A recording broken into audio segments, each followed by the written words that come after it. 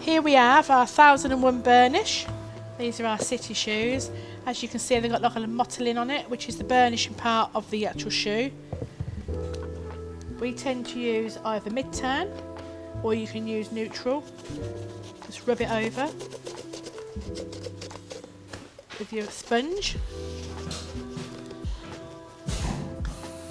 And then polish up with your rag. Or your partner's t-shirt, doesn't matter what you pick up. And make them nice and shiny. While you're wearing them, the edges will wear and tear, so if you would like to use a piece of brown polish with your rag, just wipe over the edge. Get any raw patches and then just rub back up again. So they're nice and sparkly again.